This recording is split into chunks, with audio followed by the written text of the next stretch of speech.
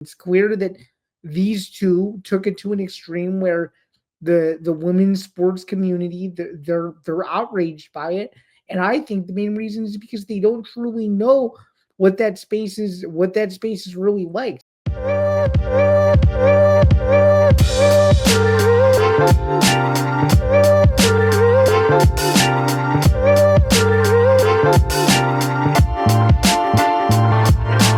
Welcome back, everyone. This is Bando's Breakdowns, episode 46. My name is Zain Bando. Thank you again for joining me today. It is greatly appreciated. Happy Friday afternoon to you all. Sorry for the delay in the drop date here. We've had some more reshuffling and some other stuff going on within the network, but it seems like we're finally starting to get into the flow of things here as we get into the summer. We'll talk more about that at a later time, but I just want to get that out of the way. For those of you wondering why was this on Friday instead of Thursday, that's my brief explanation as to why it happened. So there's that. Thanks again for tuning in as usual. Just a few quick reminders off the top before we get the show started. It'll be a good show today, but it will be short and sweet. We are going to keep it within the 30 to 35-minute range. Do not want to take up too much of your guys' time as you guys get ready for the weekend that is Memorial Day weekend. And of course, the summer coming up. We got June coming up, and then eventually the first day of summer coming up as well. So just stay tuned for all that, for all the, I guess, fun festive activities that you guys might be able to take part in here over the next several weeks and months as the summer gets underway here. But a lot of exciting stuff. Before we get underway, though, just please be sure to like, follow, and subscribe. Again, much appreciated. Climb to 1,000 subscribers continues over here at the Empty the Bench Podcast Network. So if you could do us all a solid, prayer hands, as Josh Pate likes to say in his program on CBS Sports, which is one of the better college football shows in this space. I'm not just saying it as a fan of his. I literally mean it. I think he can relate to the fan. I think he can converse with the fans well. And I think he's someone who has no strings attached. He does have his affiliated teams that he prefers, but what I like about him and what I think makes he and I similar is we don't sugarcoat anything, even though we have our teams that we have an affinity for. He's more SEC, I'm more Big Ten, but nevertheless, just got to give a quick shout out to Pater. So, nevertheless, prayer hands, please be sure to like, follow, and subscribe. YouTube.com/ETB Network is the place to do that. And then, of course, be sure to check out all of our free content over at Substack. That's the ETB Substack at etbnetwork.substack.com. A lot of stuff coming out as of late. Just had a new version of Will Charlton's Noteworthy in the NCAA. So if you want to get caught up on all of the latest offseason happenings in college sports, you can do so with him. If you want your latest and greatest unnecessary wagers, go to Nick DiMartino for that and so much more. etbnetwork.substack.com. It's free. All the content there is free. All the podcast RSS feeds are there currently, except for a brand new one that will be getting posted within the next week or so. More info on that later on, but it's a good platform. We have a lot of stuff up there. That's the general point I was trying to get at. So if you guys want to go check out a different olive branch over on Substack, you certainly can, and it would mean a lot to us if you guys checked out the other medium that we're trying to build over there as well. You can listen to Bando's Breakdowns wherever you get your podcasts, whether that's Spotify, Apple Podcasts, Acast, and so much more. And again, that's very much appreciated. Also, if you are on the road, can't watch me, and want to put me in your ear and just take your car along for the ride or whatever you're doing, even if you're going for a walk or whatever, pop me in and get me in within 30 minutes. And by the time you're done with whatever activity you're completed with, that probably means the show is over as well. So I just want to keep you guys on schedule there for whatever it is that you're doing to not waste as much time as possible. And just as a quick reminder, my name is Zain Bando. For those of you who have never seen me before, I am a sports journalist at several different publications, focusing on college football, college basketball, and combat sports, primarily over at the sporting news under the Resilience Media umbrella. Also, you can check my work out over at MMA Knockout on Sports Illustrated. A lot of big things coming up over there. A lot of content that we've been pumping out on a daily basis. So if you want the latest news in MMA, go there. And of course, you can get my weekly UFC recaps for every event over at fieldlevelmedia.com. So there's a lot of places where you can find me.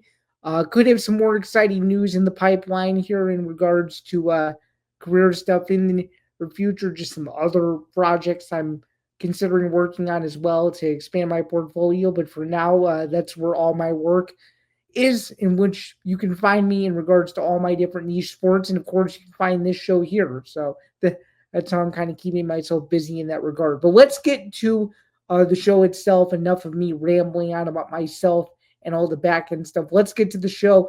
Zan's overview, a couple of major topics we're going to be talking about today. My take on the whole Caitlin Clark, Angel Reese situation, what the WNBA is currently doing about it, my thoughts on the NBA and NHL playoffs. We're in the conference finals portion of the postseason now.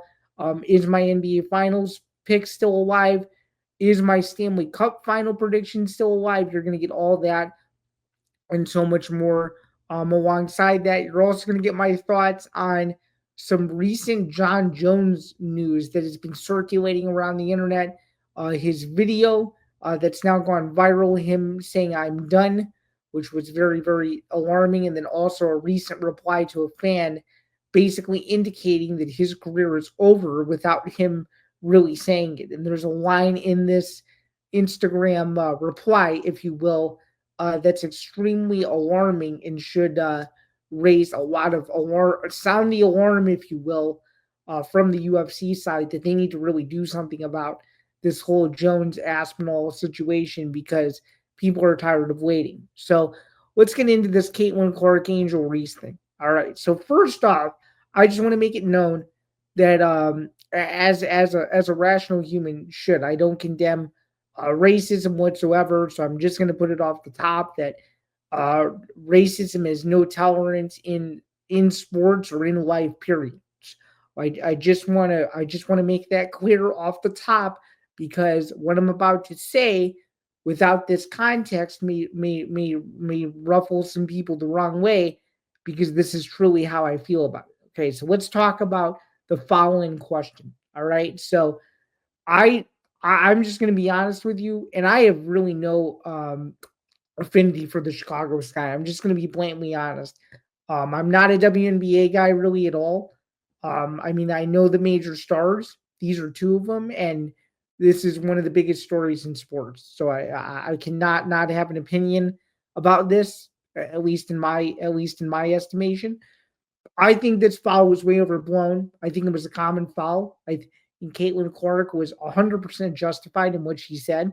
And I also think that Angel Reese put on a bit of a show. I mean, this is what I'm just going to be honest with you. This is why a lot of people don't like her playing style is because she'll do certain things like this. She'll flop or attempt to flop or do things that rub people the wrong way because it's not fundamental basketball. It's all something else. And that's what I don't understand. Like if if she just was humble and pleased about her business and didn't try to cause commotion, and this is more of a life thing for her. If she didn't, if she was, I think more, I think if she was more open and more humble and more gratifying, which I really haven't seen in the time I've watched her, even at LSU, I think she'd be a lot more well respected. But she gets herself in these situations where she's the culprit of something that she shouldn't be a part of, and this was another another reason. Then you talk about the scuffle afterward, okay, which was very very bizarre. I don't think it should have gone to the. I don't think it should have gone to the level it did. I think it was extremely just weird and looked extremely theatric. Um, I'm not going to say it was uh it was premeditated or pre-planned, but it definitely seemed like it stirred up a lot and it got people talking. It got the likes of Dave Portnoy talking, and also got the likes of Ryan Clark and RG3 going at it, which this whole thing was just an abomination. I mean, I think they're both wrong. I think they took both of their views to the extreme of the extreme, and it's just uncalled for. I mean, I think it reflects poorly on both of their parts. They're both huge personalities in the media industry. Oh, and I meant to sorry about that for those of you who are like, oh, okay. Anyway, for those who've been paying attention, I mean, they're huge media personalities, in this space. Both of them are in the wrong in some capacity. I think I just think they took a situation that was a bad situation and made themselves look worse. Putting each other's families into it, making it personal, like just things that you don't need to do. Okay, again, it's a difference of opinion. It's clear that they have different views on what happened, and I think as a sports consumer, just my opinion, and any rational person, they should be able to judge for themselves who they think is right or who they think is wrong. I'm taking the stance that they were both wrong. Did they say things that were good points about it? Yeah. Yeah, 100%. And I don't really think I need to go into further detail as to what those points were because they're now extremely well documented. But what I can say is I think they made themselves look bad because let's be honest with you, both of them were football stars, right? And this is no disrespect to women's sports, but they come from an extremely male dominated sector of the sporting landscape, right? So when you go in and you talk about these things and you try to encapsulate them in a certain way for the average audience, like people that should have been talking about that and people that should have been more vocal and should have been on the front, in my opinion, are people in the women's sports space. It's as simple as that. I mean, it's really quite simple. I mean, that's really all it is. There should have been more people on the front lines covering that thing to try to not overtake ESPN or anything like that, but to at the very least send a message that their community was not going to be targeted in this way. It's the same thing when ESPN incorrectly covers the UFC. It started at the beginning of their partnership with them, where they would bring in Stephen A. Smith for major fights, and he would just fumble. I mean, he would not know what to say. He would get weight classes wrong. He would totally misjudge fighters as to who they were. Like, you got to have people in the space that know what they're talking about, and I just feel like not everyone, should comment on something they really don't know anything about. And it's clear that these two took it to an extreme where the women's sports community, they're outraged by it. And I think the main reason is because they don't truly know what that space is really like. So that's I think it's more of an overarching issue than a well, obviously, I mean, assuming that this investigation, I mean, whatever happens with it, I mean, of course, there could be a race element to this thing, but my whole thing is that you got to have people that know the space, and it's clear that they really don't have experience covering it. They have experience covering traditional sports, and that's what they need to stick to. That's why when you see me on this show, when there's like a major NHL story or NBA story that I don't feel I have enough knowledge to talk about it, you won't see me talk about it because I don't want to say something that's wrong. I'm going to do my research if the story is big enough. But again, this is a similar scenario, and I feel like they could have looked themselves in the mirror before posting some of the stuff they did. And again, I just think it makes them look worse. So that's my opinion. And then the WNBA's reputation to this. I don't think it's good. I mean, I don't think it's good for anyone. You have more people talking about this than the actual game itself. Okay.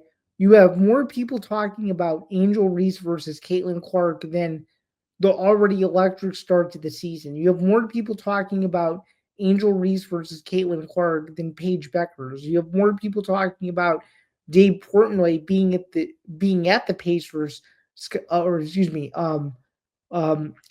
Fever Sky game. I was thinking of the Indy and the Pacers, the NBA team, and there's a good and there's a good reason why I'm thinking about it is because of the Eastern Conference Finals, of course, that just started the other night.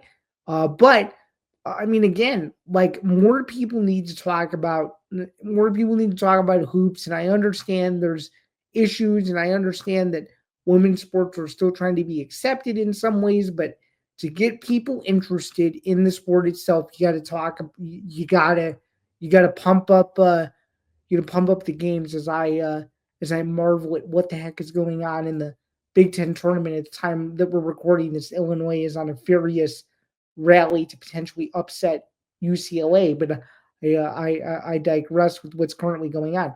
Anyway, anyway, with that being said, without rambling too much longer on this, I think they really need to look in the mirror. They need to figure out how they're going to serve their fans, and they need to just figure out at the same time, like, this is why people love other sports. It's because in college football, even though there's a ton of narratives about what's wrong with it, conference realignment, this whole college sports commission thing, Nick Saban's thoughts on everything, how is Donald Trump involved? At the end of the day, the reason why people love college football is because there's so much parity. The reason why people love the NFL is because there's so much parity. The reason why MMA fans are outraged right now regarding what's going on with the UFC is because the biggest fights aren't being made. People are eagerly anticipating some of these major fights. And we're going to get to my thoughts on what I think is really going on with it in a second, but I just don't see that with the WNBA. Like, I mean, the commercials are cool. Like, if they promote the right stars, it's interesting, but they're not. I just feel like on a regular basis, I don't see the WNBA really being covered in the most positive light. And if it was covered in a bigger way to where the average fan or consumer or just someone who's trying to get into sports, like, if they can just relate to the average person, in my opinion, it would make it a lot better. There's too much drama. There may be politics involved in all this. I don't even know, but I just think it makes the league look bad when you're talking more about something that's now going on off the court, which is still being investigated than in the actual competition on the court. It's the beginning of the WNBA season. It was the opening weekend.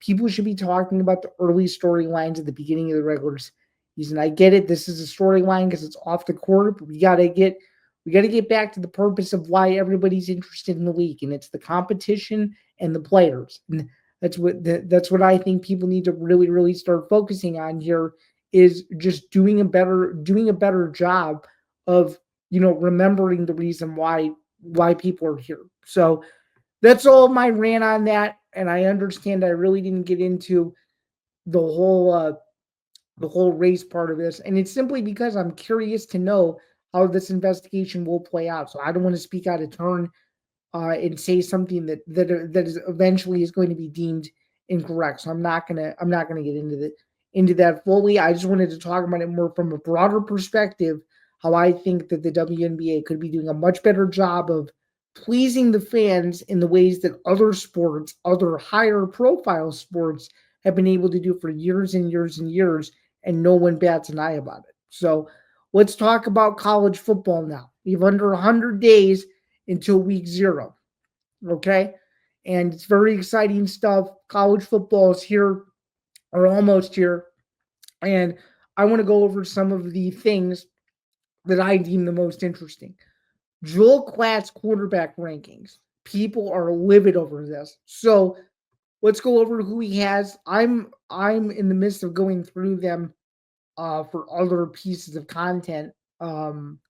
As I alluded to earlier in the show. But let's talk about who's in the Big Ten and what I think about it. So Luke Altmaier is at number 9, and I think Luke Altmaier deserves to be in this top 10. I didn't know where he was going to be ranked in this top 10, but Luke Altmaier's had a great progression from his first year at Illinois to his second year at Illinois. It's been a huge, huge improvement. This guy was throwing as many touchdowns as interceptions in his first season at U of I. And then last year, he just became a beast. He won a bunch of games thanks to his arm. The game against Rutgers comes to mind for sure. Had a lot of nice efficiency against Michigan State.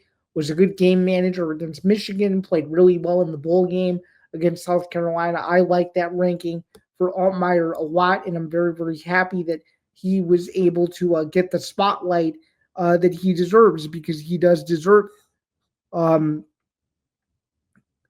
he does deserve it a great deal. So that's very, very exciting as well from his perspective. We're gonna keep going though, and talk about some more. By the way, Lenoris Sellers is ranked ahead of him at number 8. There's DJ Lagway, Garrett Nussmeyer at number 6, which I think he should be higher. He's a 4,000 plus yard passer. I think he deserves to be closer to number 2 or number 1. Drew Aller at number 5. I don't agree with it at number 5, but what I do agree with is that Drew Aller is without a doubt, if it's not for Luke Altmaier, I think he's the best returning quarterback in the conference. I don't even think it's even close. You have your quarterback back, your offensive line is basically healthy again. You got your two-headed monster Nick Singleton, Katron Allen at running back, and you have a defense who's stout. So that's solid. They're for 3,327 last year and 24 touchdowns. So I think he's legit. Sam Levitt is there for Arizona State. Good for him. John Mateer, who a lot of people are high on. I'm not the biggest Mateer fan. I think it's a huge step up in competition to go from Washington State to Oklahoma, but that's just me. Arch Manning at number 2, I just don't really agree with. I just think he hasn't had enough college football experience yet. I understand people are high on him. It's the last name. I think it's very similar to the Bronny James situation. I really do, and I understand it's two different sports, but I need to see the Arch Manning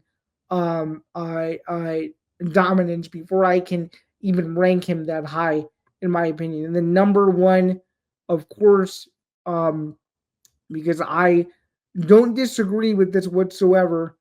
Number 1, of course, is Cade Klubnik. I think he's the best quarterback in college football. I've seen some people even put Clemson as a potential undefeated 12-0 team that runs through the ACC. It's a relatively easy schedule, so that'll be very interesting to kind of look out for as well as we get closer and closer to college football starting. All right, CBS Sports Spring Over reactions. Not too much to go over here. I think Fornelli was right in his assessment. The big one for me out of the Big Ten is, will Luke Fickell survive in Madison this season? They had a horrible year last year, didn't make a bowl game, have not been able to figure out the quarterback situation in quite some time. Do they have answers this year? I don't know. It's a gauntlet of a schedule. It's a really brutal schedule, in fact.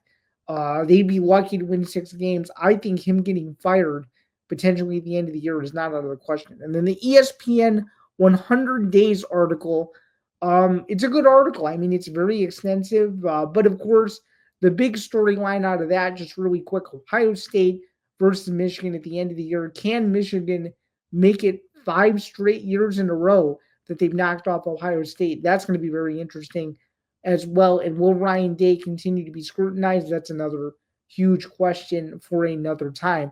And then FanDuel win totals, not a huge surprise here. Last I saw, Northwestern was near the bottom of this at 3.5. Illinois was around 7.5 wins. I like this overall. I think the FanDuel win totals are going to play out as such, and I think it's going to be a very similar top 5 to this past season, except I think Illinois is going to replace Indiana in that conversation. In my opinion, I think Indiana is going to be back to being average. Then the biggest games of 2025. There's a couple of them, of course.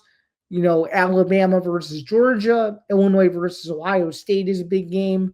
Illinois versus USC is important.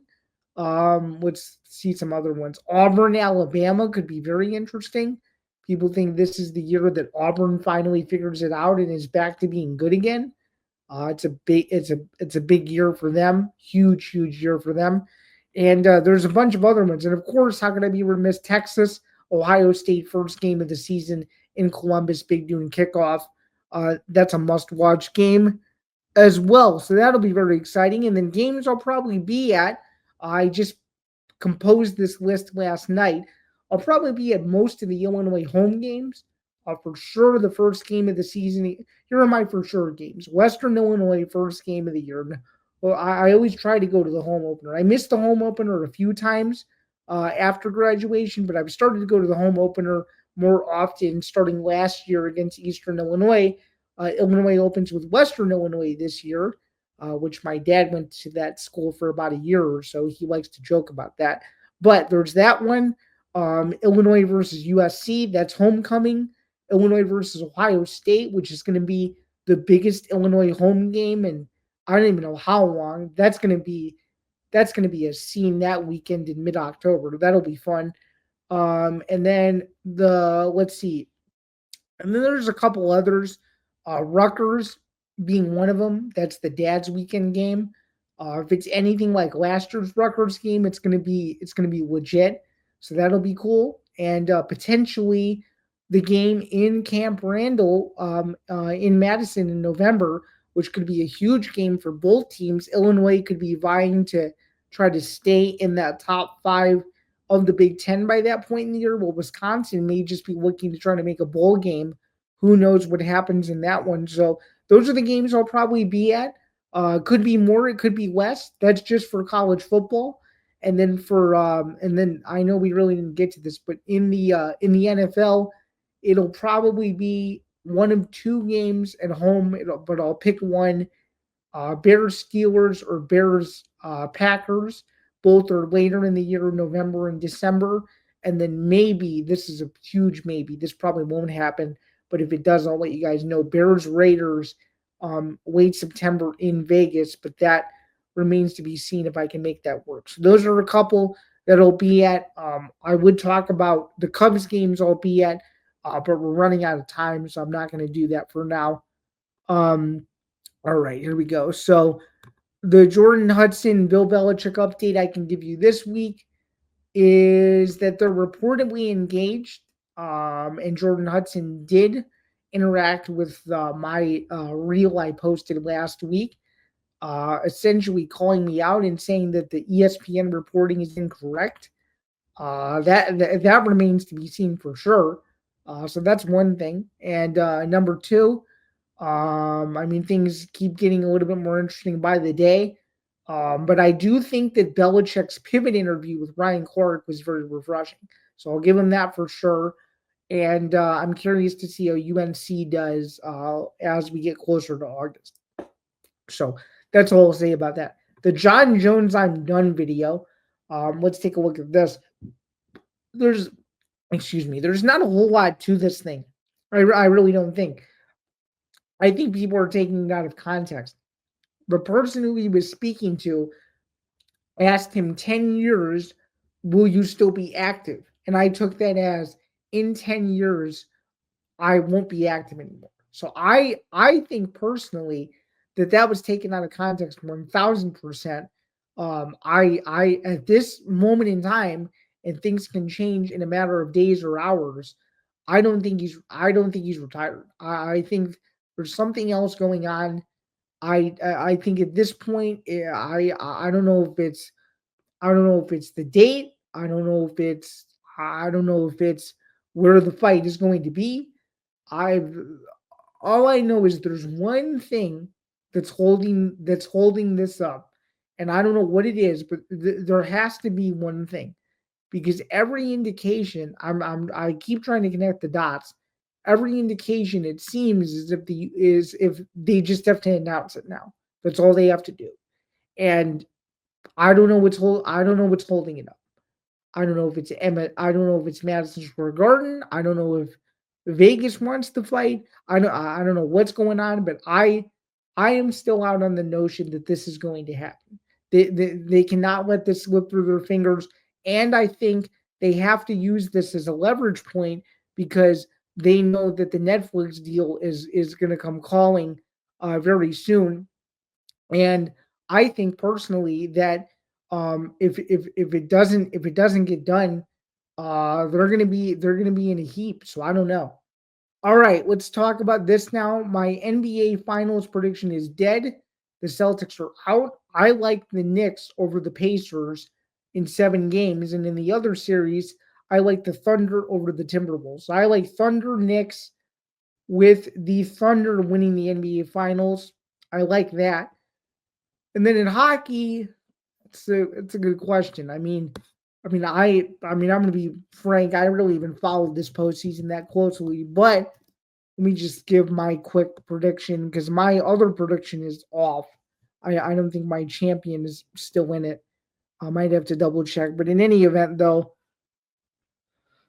I like Edmonton and Connor McDavid to get it done, and I also like the Carolina. I like Carolina Edmonton with Edmonton winning the Stanley Cup.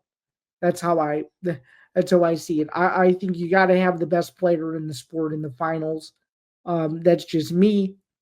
But in any event, though, that'll be interesting. But those are my picks for the NBA and NHL Eastern and Western Conference Finals. All right, we're going to take a quick timeout before we wrap things up and take us to a message from our friends over at Playback. So without further ado, let's cue the playback.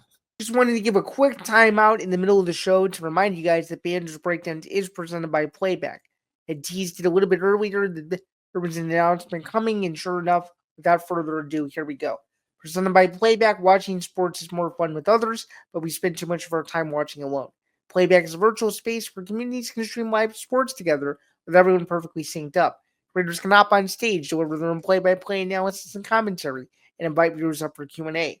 Playback makes watching sports fully interactive and a social experience. From playing fantasy sports, repping your favorite players and teams, and watching with the commentators and communities you care about. Win or lose, sports are best enjoyed together. Join our community by going to playback.tv/ETV Network to find out more, including our live stream schedule. And with that, we can get back to the show. All right, welcome back. Thanks again for checking out that message from our friends over at Playback. We can now get back to the show to wrap up the show now. So thanks again.